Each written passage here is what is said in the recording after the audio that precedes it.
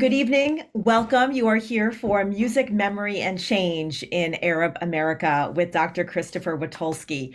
I'm Dr. Jolie Sheffer. I use she, her pronouns. I'm director of the Institute for the Study of Culture and Society. Part of our mission at ICS is to engage the BGSU campus and our surrounding communities through our events. And with tonight's Faculty Fellowship Lecture, we hope to enrich the conversation around the preservation of cultural identity, particularly how music and sound shape Arab American communities, both locally and globally. Before we begin, I want to start with a land acknowledgement statement. And so we use these as a way of beginning the conversation of recognition of the ways in which the land we occupy has long been the territory of others. And we want to decolonize our practices as an institution of higher education and as members of this shared community. Bowling Green State University and its campuses are situated in the Great Black Swamp and the lower Great Lakes region.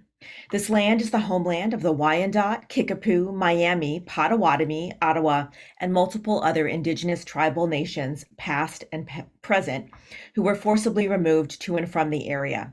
We recognize these historical and contemporary ties in our efforts toward decolonizing history, and we thank the indigenous individuals and communities who've been living and working on this land from time immemorial.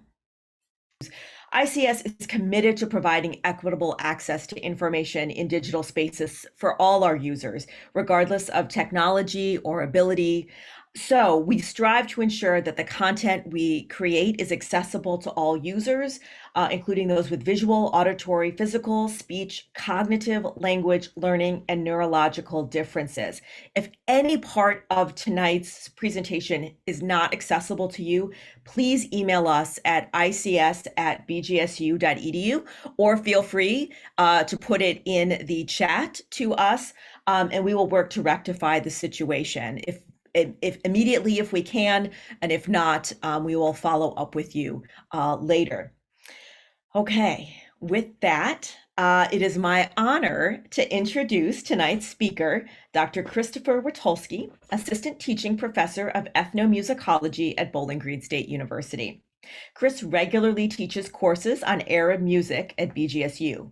He is the author of 2 books, The Ganawa Lions, Opportunity and Authenticity in Moroccan Ritual Music, and Focus, Music and Religion of Morocco. His research explores how musicians negotiate listener tastes, global markets, and the required aesthetics for productive rituals. Tonight, he is presenting his research on the relationship between identity and sound in Arab American communities as a 2021 ICS Faculty Fellow. Chris was selected 2 years ago to be a fellow, and because of COVID, things have been delayed, but we are very, very pleased to have him here tonight to share his research. Chris, I will hand the floor to you. Thank you so much, and thanks again for all the support and flexibility as this project has changed over time. So I will speak about that a little bit in the presentation, but before I get started, a couple notes also about accessibility related things. There should be some links either in the chat or showing up shortly. If you are interested in a PDF of the transcript as opposed to the live transcript, either to reference back to, or all my citations and everything are in line in the references list there.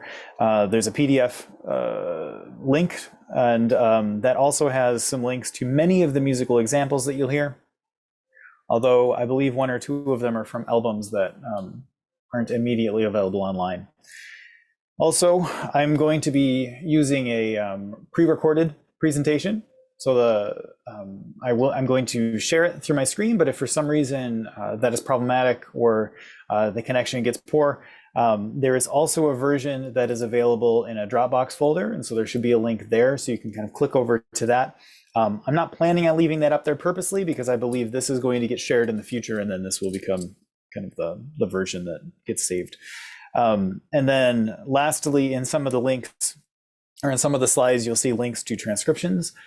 This is part of this project, not intentionally part of this project, but what ended up becoming part of this project is some preparation for musical Middle Eastern music ensemble in the spring, and I'm going to use many of the musical examples that I've come across and that we listen to here as the rep for that ensemble. And so I do have translations, Arabic translations and transliterations, as well as musical transcriptions of many of these pieces.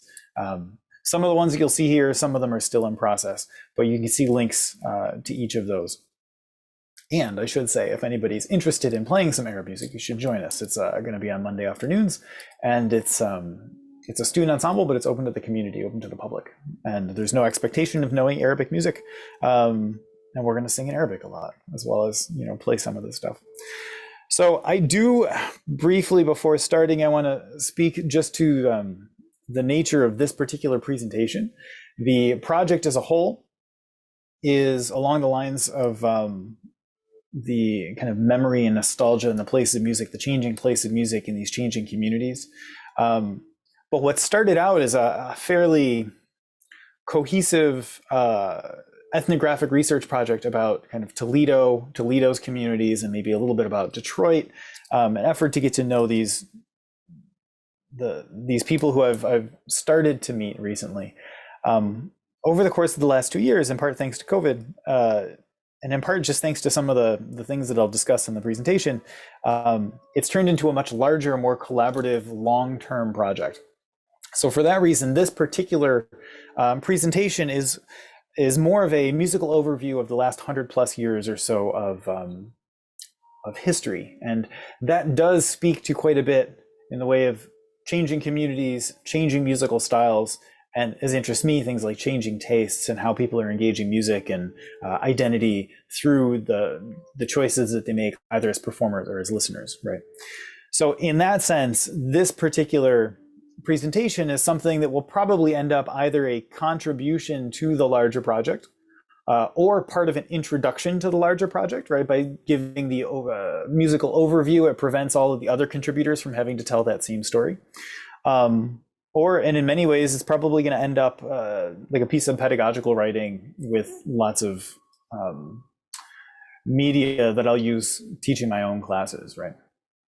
And but at the end of the day, the presentation is about 45 minutes long, and about 15 of that, so about a third of the presentation is actually listening to music. So my hope is that it's a good chance to listen to some really interesting stuff and have some things to say about it. I should say that at the very last minute, about a week ago, I did find out that the larger project here was awarded a $7,500 quarterly grant from the Ohio Humanities. And so I want to thank them. This particular presentation is not a part of that. But it is going to provide some funding to be able to support contributors to the larger project that I'll discuss. So with that said, I look forward to hearing some of your thoughts, and I'm going to share my screen and I'm going to share this video. If you do have any issues with sound or anything, please throw it in the chat, and I will try to monitor that and make sure that everything is working. Thank you all for taking the time to hear about music in Arab American communities and the larger collaborative project that's been growing out of this work. I want to thank Jolie Sheffer and her team at Bowling Green State University's Institute for the Study of Culture and Society for supporting this work. The ICS has been open and flexible as the project continued to morph since I had originally proposed it in 2019. Similarly, I'd like to thank Michael Lorello of BGSU's College of Musical Arts for his contributions and efforts in recording and editing this presentation. I've been at my kitchen table for so many similar events over the past few years, and it's so nice to be here in Cobacher instead. What I had originally planned before last year's postponement was a research project focused on the Arab American community in nearby Toledo, Ohio. When revisiting these plans in the spring and summer of 2021, it became clear that many of my goals would be impacted by COVID limitations and restrictions. Furthermore, my broader research goals have shifted toward efforts in creating accessible resources for communities and students. With this in mind, I reached out to a handful of scholars of Arab music who have been working with Arab American communities in their own local areas. For many, they themselves are a part of these communities. What I had hoped might become a broad-based roundtable or series of discussions quickly expanded beyond anything that could fit into a short virtual event. It continued to morph through the summer and fall of 2021 and has become an opportunity to bring over 30 contributors into a set of projects that are likely to inform a great deal of future work. This list includes some of the current efforts that are growing out of this ICS fellowship, including a collection of audio contributions from scholars and community members, an episode or mini-series for the BG Ideas podcast, a potential virtual artist performance series with interview opportunities for audience members, and one or more edited volumes based on these contributions. The status of each of these is different. The resource collection and podcast are the primary focus, but I'm working with artists applying for funding to develop the performance series. Because there are over 30 people involved, and because these efforts take advantage of both synchronous and asynchronous delivery, I expect these to develop over the coming months, with the first contributions coming in November and December. 3 contributors and I are working toward a proposal for a volume that will consist of accessible writing in diverse formats. These will range from single author writing about historical context to expanded transcriptions of the dialogic audio contributions. My most heartfelt gratitude goes to the many contributors who have offered their time and expertise. This presentation is part of the larger project, but is not representative of it. Over the next few minutes, I'll briefly introduce the broad history of music within Arab American communities. The focus here will be on circulation, music and musicians who traveled and found popular success. Much of this work comes from conversations that will be part of the research collection. In most cases, we've had preliminary discussions, but the formal interviews are scheduled for November, after I'm recording this. As is always the case to some degree, this is very much a work in progress. The history of Arab Americans is well documented, and while I overview it here, I invite everyone to take a look at the references in the shared text for this presentation. The wealth of local histories demonstrate how this idea of Arab America is somewhat arbitrary. Research on communities in Detroit, New York City, Los Angeles, Montreal, Toledo, and places like North Dakota demonstrate the local nature of how individuals and families come together to form sustainable communities. Simultaneously, of course, these histories can be told through national or continental trends. In some cases, these might follow early immigrant histories, while in others, they may follow patterns of assimilation and change. Since September 11th, 2001, authors like Yvonne Yazbek-Haddad in her Becoming American have questioned the place of Arab and especially Muslim identity within a pluralist America. The phrase Arab American itself presents a host of literal and assumed boundaries that fail to represent the realities of real people. For example, within the Middle Eastern diaspora, there exist people migrating from Morocco, Egypt, Syria, Iraq, Afghanistan, Iran, and everywhere in between. In addition, migration within and around the Middle East, Southwest Asia, North Africa, Sub-Saharan Africa, Europe, Latin America, and elsewhere in the diaspora makes an attempt at a singular identification much less useful. These lines are not clear within the region itself either. Friends of mine in Morocco take pride in their mint tea in part because it's not Turkish coffee, which is everywhere in Egypt. It represents the resistance to the Ottoman Empire by implicitly labeling coffee drinkers as somehow Turkish. Are Turkish Americans part of Arab America? I am taking a flexible view here by including people who self-identify as Arab American. For many, this centers on family connections to primarily Arab-speaking areas. These would exclude Turkish or Iranian Americans, though it'll become clear that this arbitrary line is an easy one to cross. Similarly vague is the place of religion within this idea of Arab America. Especially since September 11th, Arab stereotypes in a broader American culture and media landscape has focused on Muslims. Muslim Americans are by no means exclusively Arab, and Islam has been a prominent part of much of American history outside of any conversation about Arab immigration, especially in the 20th century. While Islam is often racialized in America, it has not always been Arabized per se. The role played by Islam in the civil rights movement serves as one well-known example. Just as Islam in America is not always practiced by Arabs, Arab American communities are largely Christian. Most of the earliest to arrive were Syrian Christians, whose communities centered on neighborhoods and churches. Furthermore, many Jewish communities include Mizrahi, Maghribi, or Sephardic members who trace their lineages back to the Middle East, North Africa, or Andalusian Spain. Despite the lack of solid boundaries, or perhaps because of it, music serves as an effective demonstration when sharing Arab American history. As described by Anne Rasmussen, Arab American musical practice fits somewhat neatly into distinct periods that mirror larger social trends. Her work on Arab Detroit has long stood alone for its depth and breadth. More recently, Richard Breaux, an historian at the University of Wisconsin-La Crosse, has been publishing short biographical sketches of Arab American performers based on record collections, historical documents, and interviews with families.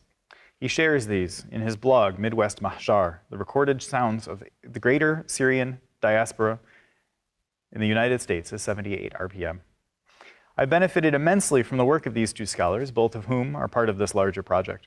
Their contributions not only inform my understanding of this history, they are well read by Arab American musical communities themselves. Immigration records confirm these trends. The data for these next slides comes from the appendices of Gregory Orfala's 2006 book, titled The Arab Americans, A History. I've entered this data and extended it through 2019, updating it with statistics from the Department of Homeland Security. I provide the data itself, as well as the source information and the Python code I've used to generate these charts through GitHub, and there's a link in the text. Immigrants from the Levant, then known as part of Ottoman Turkey or Greater Syria, and now roughly aligning with the borders of Syria, Lebanon, Palestine, and Jordan, began arriving in the United States during the 19th century. The numbers grew as men who were planning on returning home instead brought their families and settled. By the 1900s, neighborhoods were growing around the kinds of new institutions that signal some degree of permanence: churches, businesses, and other markers of participation within civil society. After 1915 and 1923, immigration quotas were severely curtailed. This is more clear when looking at annual numbers instead of cumulative ones. First and second generation Arab Americans grew up during the war, watching developments that included the establishment of mandates in Greater Syria, Egypt, and elsewhere, the fall of the Ottoman Caliphate, Pan-Arabism, and independence movements, including conflict over the Suez Canal and the establishment of Israel. Numbers rose again from the 1940s to 1960s, in large part because of conflicts in Palestine and Egypt. Notice that the years between 1932 and 1948 are missing here. For context, the previous chart would reach just over halfway to the first divider on this one. A more nuanced analysis would require aligning the data more precisely and filling in those records. In this view, which is based on birth country, Palestine and Jordan are combined because they were coded together at some points over this history. Note that the lavender and orange, Palestine and Egypt, have remained substantial percentages of immigrant populations, joined later by the growing red of Iraq and the purple of Lebanon. For clarity, I've combined other countries into regions. Again, switching to an annual view, it's easier to see the dramatic shifts over time. 1965 saw immigration reforms in the United States that allowed for much larger numbers. Where most who came earlier were Christian, those who arrived in the second half of the 20th century were much more mixed in terms of demographics and religion. Many were Muslim, though it was also common for religious minorities to flee sectarian violence. Wars in Palestine, Lebanon, Iraq, and Afghanistan have continued to fuel new arrivals, now often as refugees. The severe restrictions under the Trump administration, visible here on the far right edge of this chart, have had lasting impacts on the infrastructure required to support immigrants and refugees, despite recent increases in quotas under Joe Biden. Musical practices reflect some of the changes implied by the numbers. Each of these waves of new Americans found ways to establish themselves within the United States. At first, men were coming for work, then their families came to join. Their children went to school, they grew up and had children of their own. Radio arrived, then later television and the internet, leading to dramatic changes in connectivity and creativity. People remembered the past, sometimes thinking of the Middle East they left recently. At other times, it was imagined, as described by Michael Ibrahim, while remembering the smell of his father's musical instruments hanging on the wall at his home. These traditions and transitions are audible through the last 100 years of musical production, making 1901 a good place to start. Richard Breaux's discussion of Alexander Malouf clarifies contradictory history about the composer and music publisher who was born in the 1880s in Greater Syria and who came to Brooklyn 7 to 10 years later with his family. He was publishing compositions before he was 20 years old. and was an active pianist and organist within the Syrian community and Brooklyn scene more broadly. To quote Bro, he kept one foot in the communities of business-class Syrian America and the other foot in the middle and upper middle classes of Anglo-Americans. He wrote an entry for consideration as America's national anthem in 1912 called For Thee, America, that was adopted for use by the New York City public school system. Many of his works demonstrate Malouf's stylized use of Middle Eastern and Western popular idioms, foxtrots, tangos, and the like. I'd like to share two clips with you. The first was published in 1917 as part of a piano collection called Music of the Orient for Piano. This piece is called Fatima, a common woman's name in Arabic, and it was recorded with the Malouf Oriental Orchestra. The orchestration and melodic lines exemplify the tropes that have animated film scores and other representations of the Middle East in the 100 years since.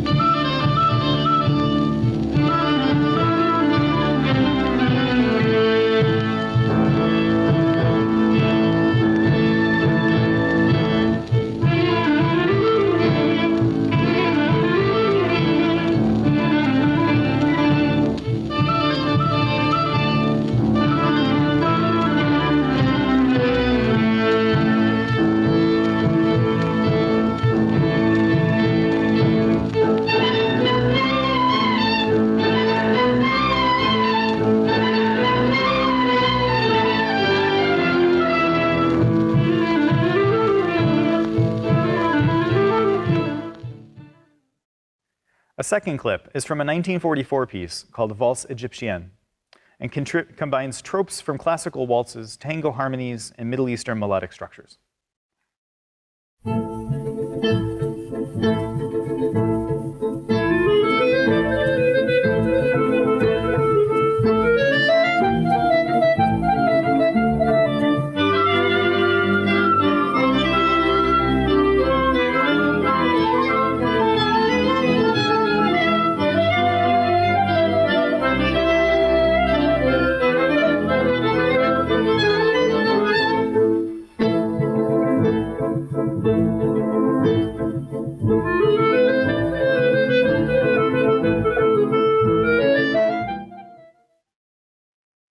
In a 2020 article on Malouf, Bo Bothwell argues that when listening to these orientalized representations, it's important to decenter the European American audience.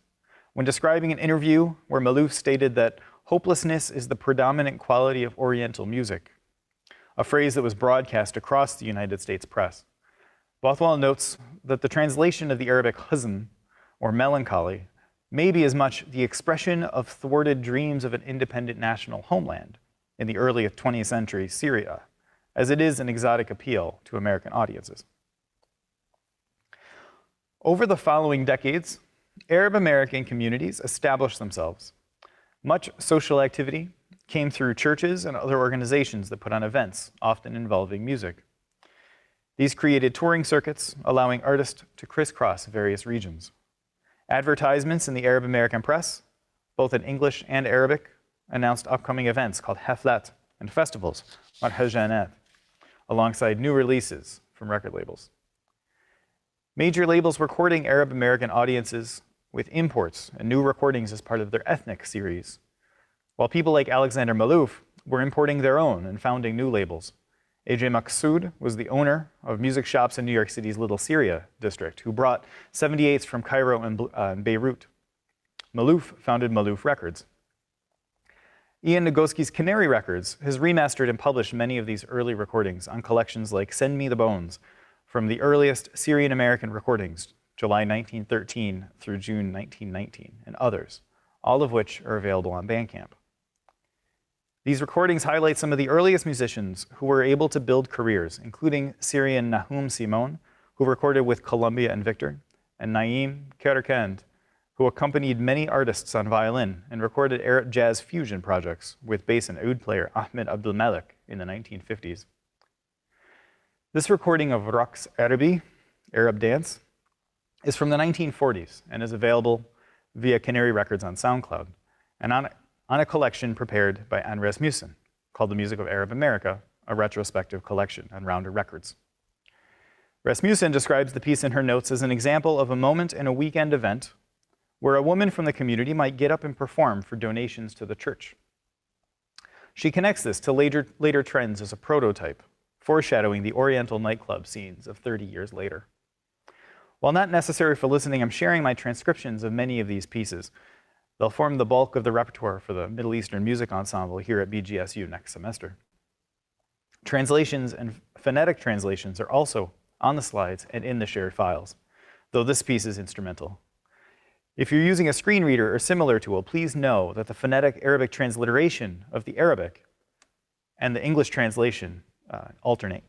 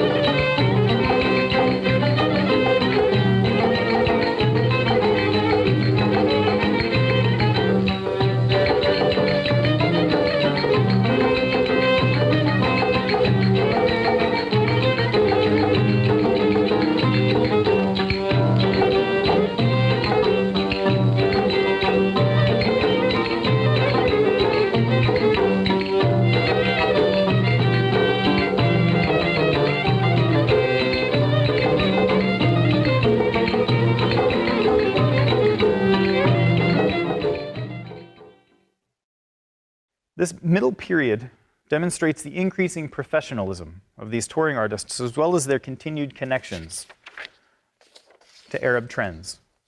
Two more examples, both featured in the Music of Arab America, show the continuation of Arab styles from the past alongside the trends of the day. In the notes to Hawil Yaghnam, Stop and Rest, O Shepherd, featuring Amr Khadaj, and Lama Ya Elbi, When, O Heart of Mine, with Sana Khadaj, Rasmussen tells the story of this married couple from their meeting in Lebanon to their growing careers in New York and Detroit, thanks in part to the patronage of the Bishop of the Orthodox Church. These recordings are from 1948, 1 year after they came to the United States by invitation. While visiting, they chose to remain in America after their homes were destroyed during the outbreak of the Arab-Israeli War. The artists, and others like them, found established communities and festival circuits. Amr's performance is representative of lighter song poetry, while Sena's renown was for her treatment of serious repertoire. Both connect directly to historical genres, though Sena's performance evokes trends that were growing in the changing dualistic environment of mid-century Cairo, the golden age born of the film industry and concert hall, featuring artists like Kulthum. It also features the long-form song structure with introductions and improvisations in miniature. In these clips, you also hear the common practice of announcing the artist before the recording begins. المطرب عامر خداج.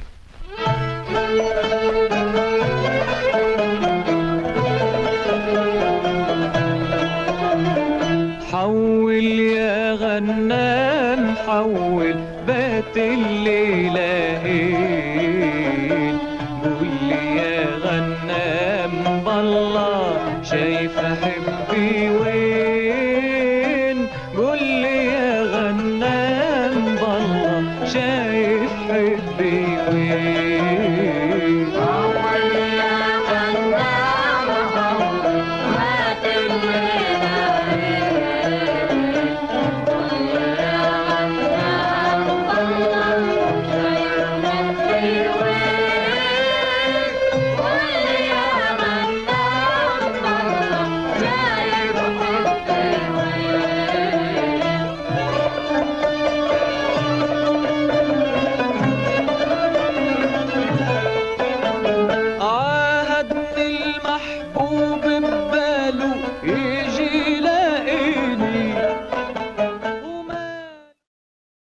اسطوانات علم فون المطربة سناء.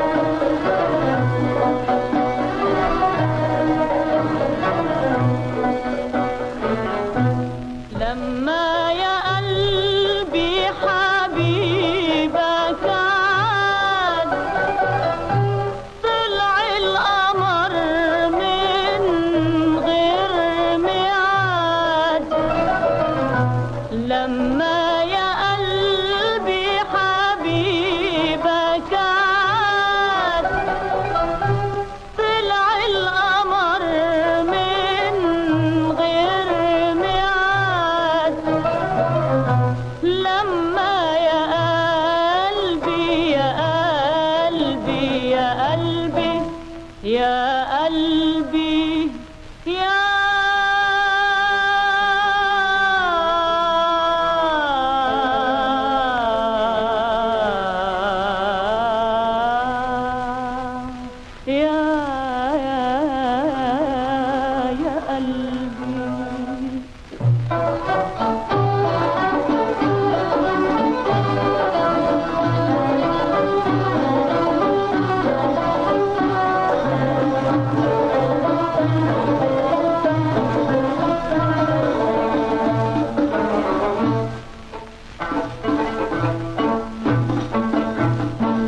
عادت ليالينا من تاني كلها أفراح ونسيت ألامي وأشجاني. Artists were not exclusively concerned with recreating traditional sounds from the Middle East, however. To the contrary, both in the Arab world and in Arab America, composers and performers were experimenting with melodies and rhythms from around the world. Afro-Cuban sounds, with a Spanish tinge, that were flowing out of Havana during the 1940s and 50s and made their way into the Mediterranean. Hanan was a Lebanese artist who toured Latin America before first coming to the United States in 1954. At that same time, she recorded Ya Samira, Ya Amira with Fayrouz, another Lebanese artist who became a household name. The record is labeled a rumba, and for context, this is around the same time as Rosemary Clooney's Mambo Italiano came out, and less than 5 years after Perez Prado's Mambo No. 5, highlighting the era's interest in Latin sounds.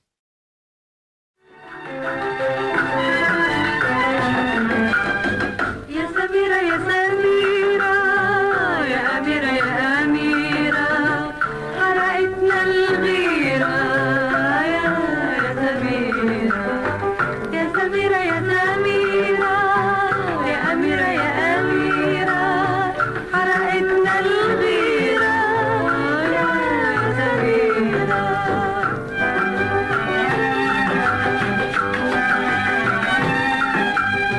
يا سميرة جينا ننشد أغانينا يا سميرة جينا ننشد أغانينا ليلة أمانينا بتمر أميرة يا سميرة يا سميرة يا أميرة يا أميرة. This global circulation of musical trends has continued through today, but the 1960s and 1970s witness a rise of the move in Arab American music that holds Orientalist tropes and eager audiences at its center. The sounds and scenes of the Oriental nightclub come out of a changing relationship between the Arab American community and other immigrant groups, as well as their own shifting relationship with the Middle East itself. The clubs were usually Middle Eastern restaurants in major cities that brought in musicians and dancers to animate their evenings, sometimes with a floor show. At this point, immigration had shifted dramatically, with many more Muslims coming from Palestine and Egypt. The Christian communities were more established, now a few generations removed from their families' arrivals.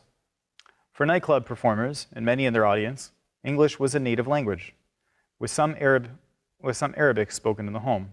Similarly, rock and roll, or popular styles, were native musics. Eddie Kochek, known as the Sheikh, has a fairly obvious example here from the 1960s called Shish Kebab Rock.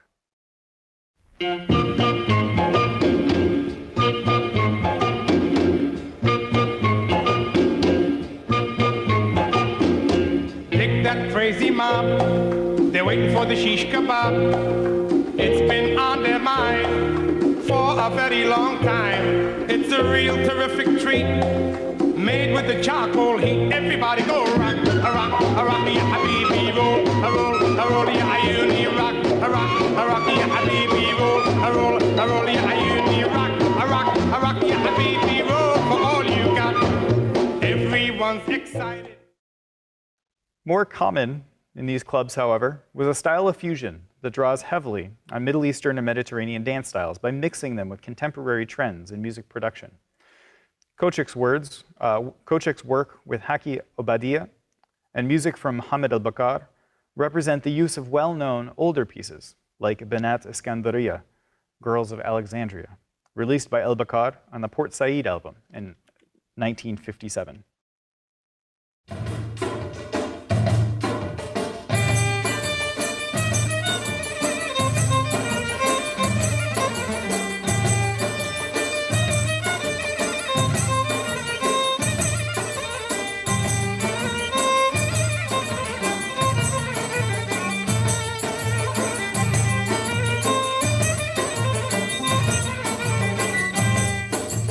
يا بنات اسكندرية عشقكم حرام يا بنات اسكندرية عشقكم حرام داب قلبي وداب جسمي كله من الغرام داب قلبي وداب جسمي كله من الغرام يا بنات اسكندرية عشقكم حرام. The album cover here demonstrates that Oriental tropes were not only heard, they were visually front and center. The image shows Necla Ateş, identified here as the dancing star of Fanny. Ateş was a Turkish dancer who performed in the Broadway musical as well as in films. The forms of dance that eventually came to be known as belly dance and the auras of exoticism and eroticism that encircle them in mediated popular imagination have a long and well-documented history in America. In writing about belly dance during this period, Rasmussen describes how it carries connotations of immoral impropriety for non-white dancers, while gaining traction as empowering and positive for the white women who begin to learn its techniques. Moreover, she connects it to a variety of dance traditions from Middle Eastern communities, both at home and abroad, moments of joy and fun that lack the negative connotations that were growing within popular culture. This Orientalism and exoticism works similarly within music, as described by A.J. Rossi in his discussion of the snake charmer trope. By pointing to films, cartoons, restaurant menus, educational piano literature, and similar references across popular culture, he highlights how imagination and expectation disassociate referential meaning and allow for the transformation and reorientation of a theme. Transforming involves taming and domesticating an idea before it can be reoriented or naturalized and aligned with a new resonance, to use his terms.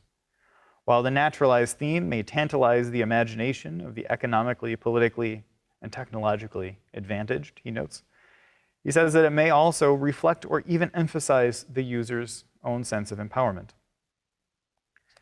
The musicians in the nightclub scene were often groups of mixed ethnicity and included Arab, Turkish, Armenian, Greek, Jewish, and other members. Taking advantage of this very disassociation enabled by the metaphorization, if I may, of Middle Eastern themes, they regularly combined Mediterranean sounds to appease the tastes of similarly diverse audiences. An example from George Abdo that's available on a Smithsonian Folkways collection of his music highlights this. Tamarva Matiasu is a cover of a 1978 song by Manolis Agalopoulos. The melody is in turn derived from the introduction of a then recent piece written by Egyptian composer Muhammad Abdul Wahab and performed by the famous Abdul Halim Hafiz, called Nabtadi Min al-Hakaya, Where Do We Start the Story? Abdo's performance, as described by Rasmussen in the collection's liner notes, is a cross between an habanera, a rumba, and a rhythm of maksum that gives way to a heavy belody groove, maksum and belody being two common Middle Eastern patterns. Here then, we have an Arab-American artist performing a Greek tune that's based on a recent Egyptian piece with a band made up of musicians who identify as coming across the Mediterranean region. The era that this exemplifies comes to a close soon after as immigrant communities expand through the end of the 20th century, growing to a size that can be self-sustaining eliminating the need and market for some of these mixtures.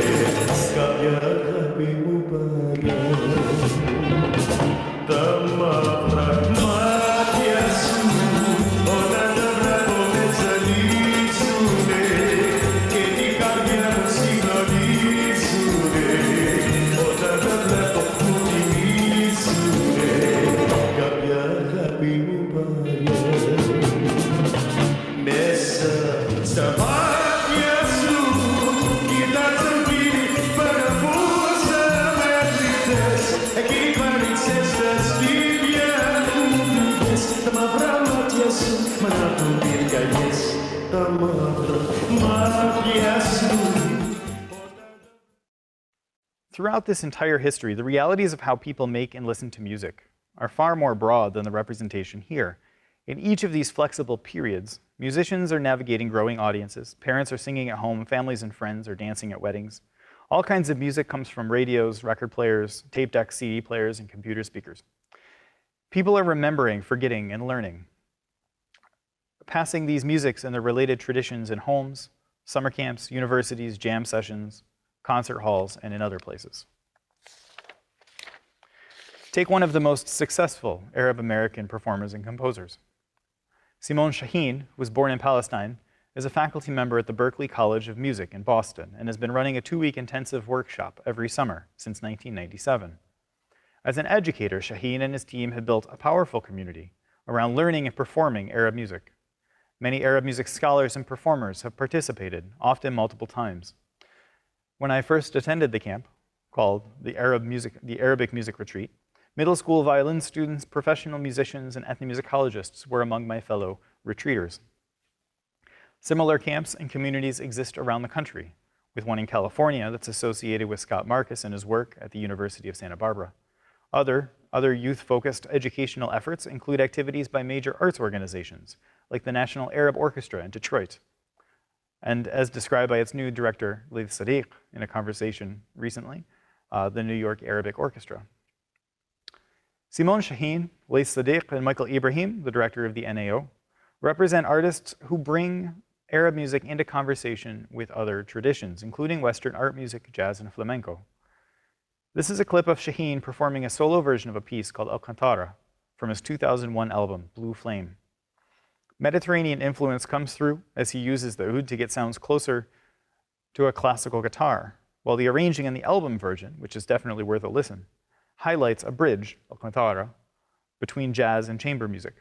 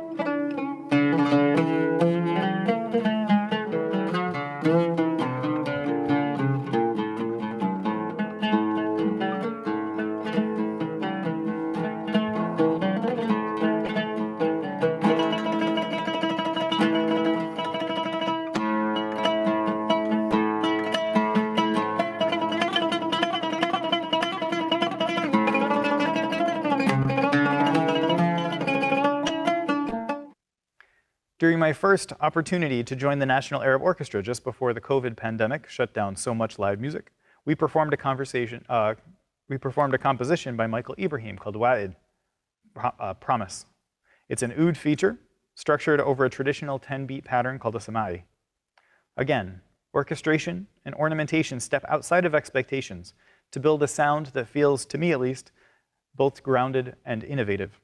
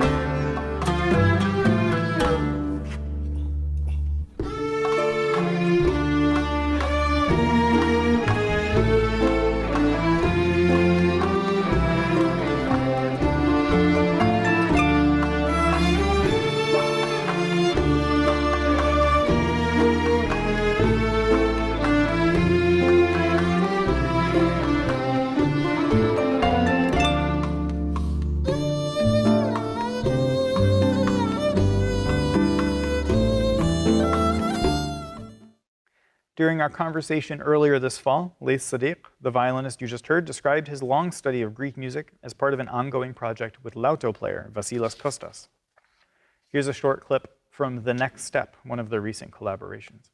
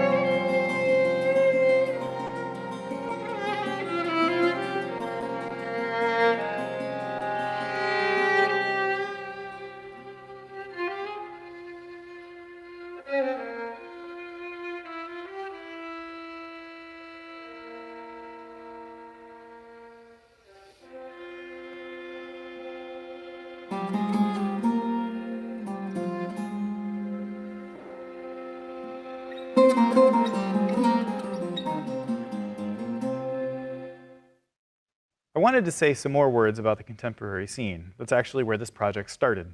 I was hoping to learn more about the communities around me in Toledo and Detroit. This project, however, does better than I could. Johnny Faraj and Sami Abu Shumez are preparing a panel with friends and colleagues to think about the place of Arab music in New York City. Aliya Ajamougli is facilitating a demonstration with Mirza Shams, stage name Naxo, a gender non-conforming Egyptian electronic music artist interested in exploring consciousness of personal transformation and resistance. Mariam Shalabi is a medical school student who has learned to recite the Quran. Luban Al-Qantar came to America as a refugee about a decade ago and performs both opera and Arabic music. including with the Toledo Symphony and at venues like the Kennedy Center and the Library of Congress in Washington, D.C. Michael Figueroa is working with Rana Fayez, a community leader, activist, and founder of the Yalla Punk Music Festival and Conference. Andrea Shaheen will share the work of Omar Limas and other musicians who perform Middle Eastern music and build communities across the US-Mexico border. Rani Meli, a Palestinian-American musician, composer, and actor, will explore his own experiences, sharing his music, both new and old. Gillian Fulton will be working to do the same with underground EDM DJs in some of Canada's major cities. And Rasmussen will be talking to Ahmad Taha, a violinist and refugee from Iraq, who is a studio musician in Doha. Gabi Saman will work with Ramon Mamari, a performer of classical and popular Arab American genres across the country. I'll be continuing with conversations about music and faith with local religious leaders like Imam Ahmed Deeb of the Islamic Center of Greater Toledo, a reciter and musician in his own right. Other contributions are in planning and underway as well. My aim here was to introduce the project and provide a broad musical history that weaves in a cursory way social trends and artistic practices. My own early research is only a small part of what will hopefully become a sustainable and inclusive research community, one that incorporates and prioritizes people and their stories. Thanks to BGSU's Institute for the Study of Culture and Society and the support from the Ohio Humanities. Elements of these many different projects will come together as accessible resources over the coming months. I invite anyone who's interested to reach out and keep in touch, and thank you for listening.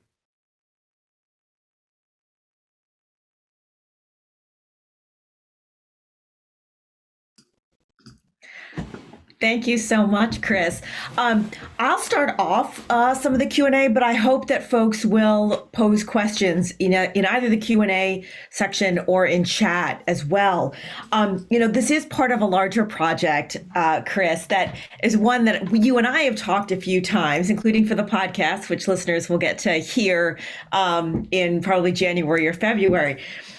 That has sort of grown to include many of the folks you mention in this talk. Could you talk a little bit about what your process for doing this research has been and who you've been in conversation with as you've been developing this project?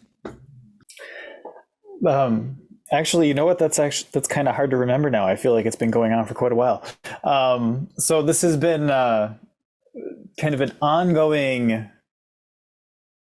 amorphous thing that is slowly coming together to form something that's a little more concrete. And I'm first of all, I'm really grateful for the fluidity that came before, especially in the summer, as we were kind of collectively rethinking what this project can and should be, right? What it should do. As I mentioned in the presentation, my hope was to do some ethnographic work to learn more about my community, but on one hand, there's limitations for travel and things like that that made that difficult. But also, I was thinking about what this might turn into, and basically within the field of ethnomusicology, especially right now, there are so many people who are doing projects about Arab American communities, but who are not focusing exclusively on Arab American communities. There are many who are, but for a lot of people, they do work. They're more coming from the same perspective I am, where I've spent about 3 years in Morocco and a little bit in Egypt, and done a lot of research and done a lot of writing about that time. And now I live somewhere where I want to get to know my community better. And for a lot of people, that's the same. They live in Egypt and then they come back and they teach someplace. They end up moved around because that's how the academic world works. And you end up established somewhere and you find out about a community. And so there are many of my colleagues in ethnomusicology who are doing this really interesting work, but it's almost like a side project. For some, it's growing into a much bigger project. But for some, you know what I mean? It's like this kind of, we do many things at once, right? And so as I was thinking about what this, what I would like to see, I've come to terms with the idea of research as kind of like, man, I would really like to see this thing exist. I thought it'd be interesting to try to reach out to a number of these folks. And so I contacted a handful and said, hey, would you be interested in doing some sort of roundtable or collaboration? And then so many people said yes. And then in turn suggested other people that we should talk to. And the project just kind of grew out from there, right? And so it ended up being larger than something that would make sense as like a roundtable. It would make for an excellent conference, right? But right now, again, the uncertainties around COVID make conferences less appealing, but also the accessibility of something that's not a conference that involves picking up your life and going somewhere for like 2 or 3 days or whatever, especially when you're trying to involve people who are not necessarily like in the academic world, for whom like writing and research and conferences is a distraction away from regular life instead of like an important part of like what we get credit for, right? Decided to settle into this kind of asynchronous resource creation, which is a growing interest of mine. I'm trying to create like resources that are very useful. So it started out, by speaking to ethnomusicologists with the focus of saying, hey, are there people from your work who you would like to have kind of a conversation with, as opposed to, can you present your research, saying like, hey, would you be interested in reaching out and having a conversation with somebody you've worked with? And the idea was very well received. And so it seems to be growing fairly quickly. I've received a few of contributions, and so I'm going to be doing a lot of audio editing in the next couple of weeks. I have a handful of my own that are sort of done, and again, starting with the audio editing, and a number of people have told me that they're going to be getting me recordings in December or January, and so hopefully this is something that's going to grow very quickly as it moves from the early planning stage to the grant writing stage, and now to the actual like implementation stage, right? It's going to end up sort of a year-long project, I think, that will also continue, as I said in the end, like hopefully creating a sustainable community. There are a lot of people who are interested in bringing all of these individuals together and growing that out in a way that can create forward momentum, right? Well, and you mentioned the word sustainable research practices. So one of the questions I would love for you to talk about is what some of those outputs are that you're working on to make this work not only available to many different communities, but also to make sure that this is a continuing conversation and a collaboration, as opposed to a kind of one-way street. Could you talk about some of those things that are in the works? Yeah, absolutely. I mentioned a few in the presentation, but the main things for this specific project is creating audio resources, and again, the resources being dialogues, like conversations, largely between scholars and members of like the performance community. But for many of these folks, that's not an easy line to sort of fall on one side or the other of. So it's actually just people who want to talk to other people about this stuff, right? And so some are kind of organizing panels, some are speaking, just kind of sharing their experiences more directly. Some are going to be doing some more contextualized presentations, but they're all going to be audio recordings, edited audio recordings that we'll make available most likely via something like ScholarWorks. I'm having conversations with the library right now about the best way to, do that when it's time. But yes, they'll all be open. And selfishly, I'm thinking of this as creating something that I can use, like instead of assigning readings for a class or something like that, right? Like this is sort of where my mindset is. And I'm in a teaching position, so that's, kind of on purpose. But so that's the main one. But then we've also had a lot of conversations. I'm a really big fan of like research writing that is more storytelling as much as anything else. And again, this is, the people who are involved in this have their own stories to tell. They don't need a single author work to like tell their stories. And so we've reached out to a handful of people about co-editing a volume that will be, while it's academic, it'll be written in such a way that's kind of diverse in terms of format. So some might be extended transcriptions of these conversations. Some things might be very much accessible discussions of histories or musical traditions or things like that. But again, thinking very much intentionally with a general readership in mind. And then there's also quite a bit of interest in moving forward with a more academic volume as well, at least one that's about the Arab American diaspora, or a much more broader definition, because as I mentioned, Arab and American are both like problematically bounded terms, right? So one possibility that another colleague mentioned was like he is interested in doing like a SWANA, like a Southwest Asia, North Africa diaspora, which would be more global in scope. So something might go in that direction. Something might go more in the direction of all the people who are involved in this also have their own sort of academic work that they don't necessarily know where to put, right? Because in the academic world, we have to think about where our work goes to be, most useful. And so yeah, those are probably the main potential outputs. But again, these conversations are intentionally long range because it's attempting to create something that is like facilitating momentum, right? We do have a couple of questions, so I will share these with you. One attendee said they were surprised to hear a clarinet in some of the examples and wanted to know if there's a relationship with or influence of klezmer music and like what the relationship is between those traditions.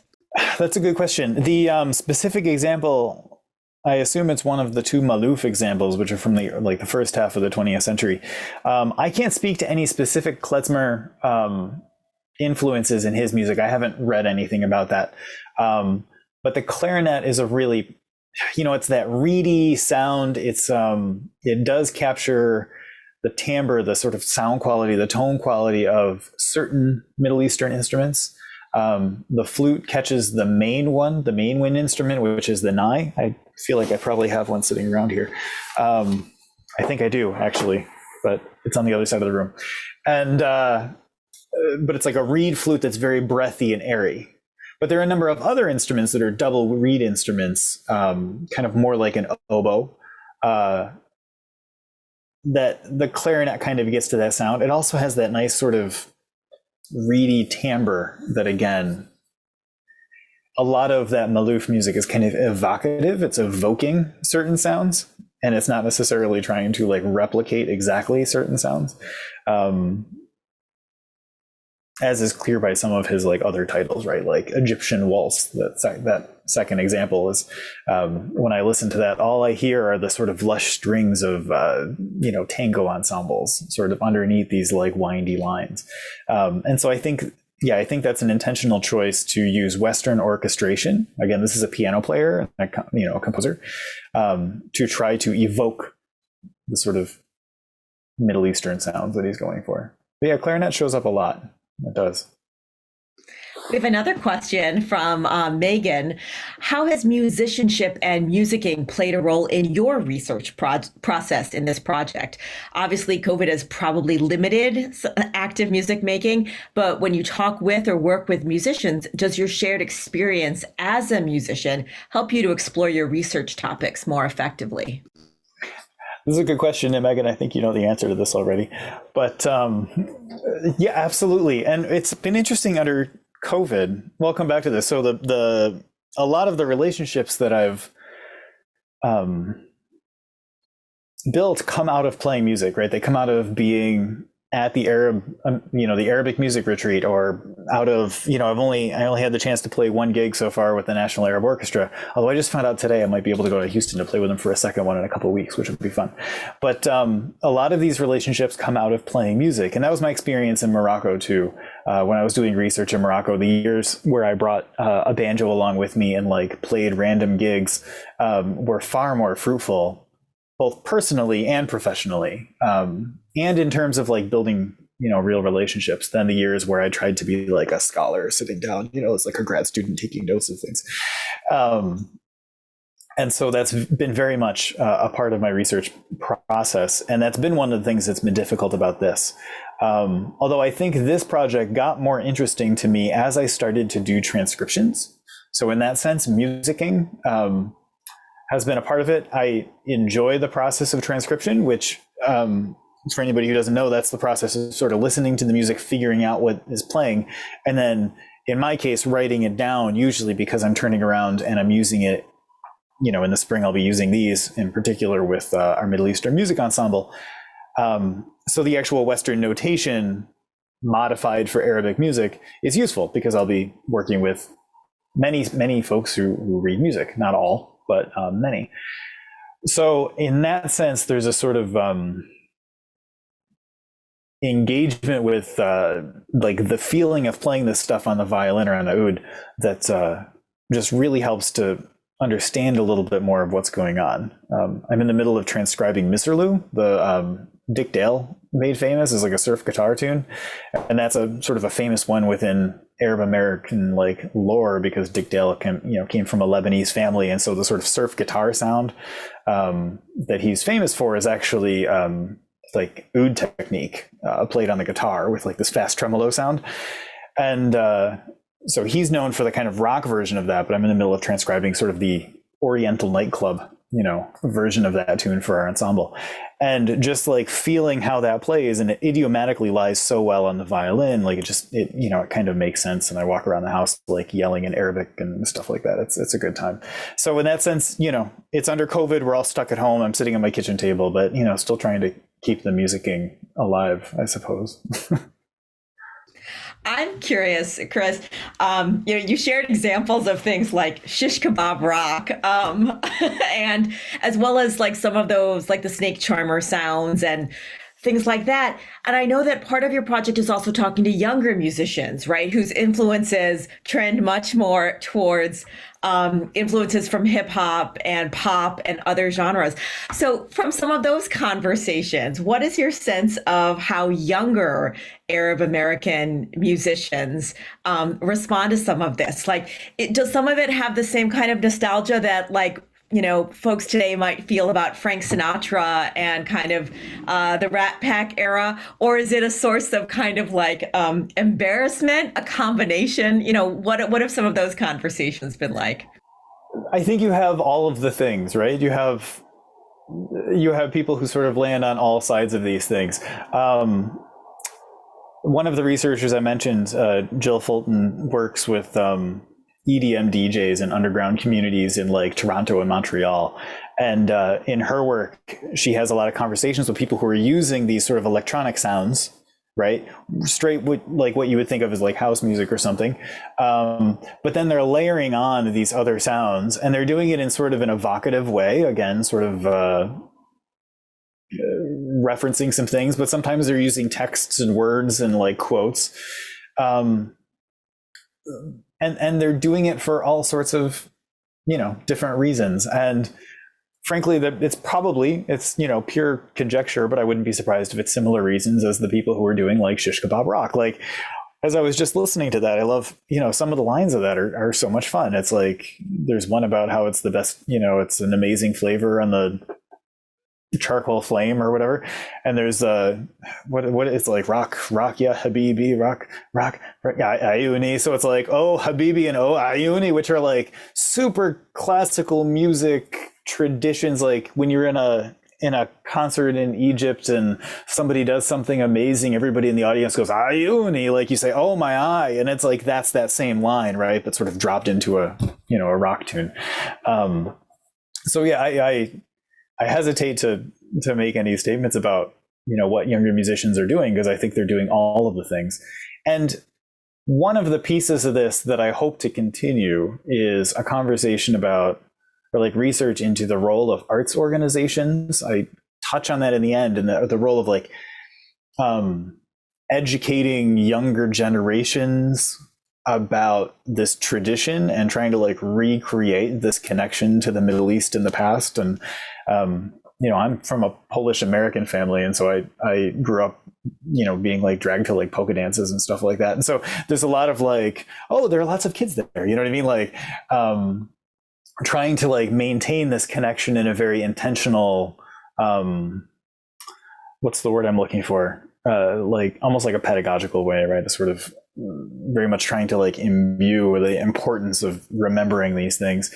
And for many people that connection hits, and you have a lot of like youth participation in these musical programs. And I'm sure for many it doesn't, right? You look at the Arab American National Museum, and they have events where the things that they focus on are just straight like hip hop made by Arab Americans speaking about relevant, issues. And then at the same time, you have like down the street, the National Arab Orchestra that's celebrating like Kulthum and like these sort of giants of, Egyptian history. So the role of these types of institutions in creating and maintaining this sense of identity and what it means and what counts and what doesn't count is something that I find really interesting and hope to, continue with.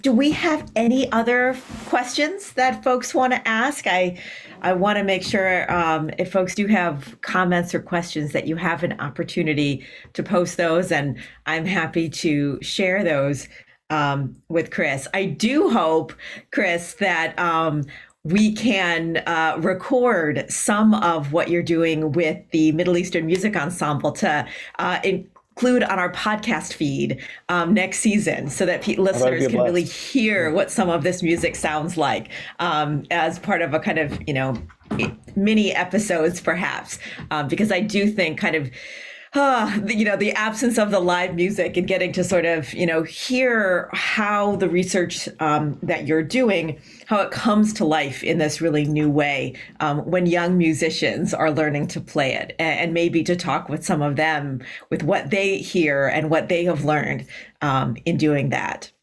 Yeah, that would be a blast. And again, let me say, I said this in the beginning, but the ensemble meets on Monday afternoons, and it is open to the public. It's open to the community, and it's a student ensemble you can sign up for credit, but it's also open. And so please do keep in touch if that's something that's of interest.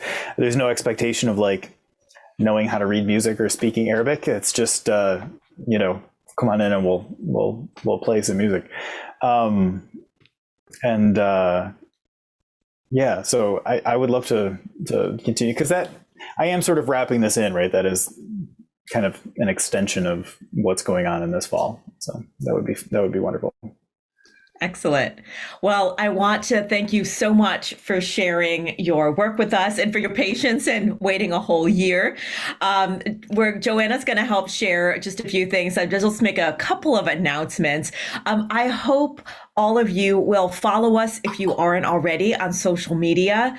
And if you aren't regularly getting emails from us about upcoming events, please do send us an email at ics@bgsu.edu, and we can add you to our mailing list when we do have new events coming up to make sure that you get invitations to those. Here are some things on screen of some of the signature programs of ICS. So if you are a BGSU faculty member, we have several programs that may be of interest to you. If you are a student, we have programs as well, in addition to things like this, which is public programming for everyone. I'd also like to point out to you that we have a podcast that I was just alluding to. So if you are not already subscribed to Big Ideas, BG Ideas, please find us, whether that's on Spotify, Google Play, or Google Podcasts, I guess, Apple Podcasts, wherever you listen. If you search for BG Ideas, you will find our podcast, and you will hear about scholars like Chris, BGSU faculty members, students, staff, alums, and some of the fabulous work they're doing for the public good. They're 30-minute episodes, and it's a great way to kind of learn more about things being done on campus and off to better our communities. And I also want to let you all know that we have one more event this semester that we would love to see all of you here for. It is called Sacred Mobilizations, Sanctuary Churches and Sanctuary Schools. This is featuring our second faculty fellow for the fall semester, Dr. Bruce Collette, along with his research collaborator, Dr. Luis Macias. They will be talking about sanctuary policies in schools and churches and how that has evolved.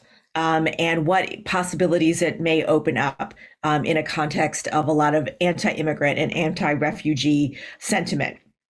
So if you'd like more information, you can go to bgsu.edu/ICS or to our social media, or send us an email, and we'll make sure you get the relevant info. I'd also, last but not least, I would like to give my great, deepest thanks to the ICS staff who have helped organize and run this event behind the scenes. I want to call out especially Carrie Hanlon and Joanna Simpson for their work, and to Alexander Schweitzer, C. Wells Jensen, and Lauren Degener, our indefatigable undergrad interns who have helped with all sorts of behind the scenes planning around social media for the event, accessibility practices, and the podcast. So thanks to all of them, and thank you to all of you for being here. Have a beautiful evening.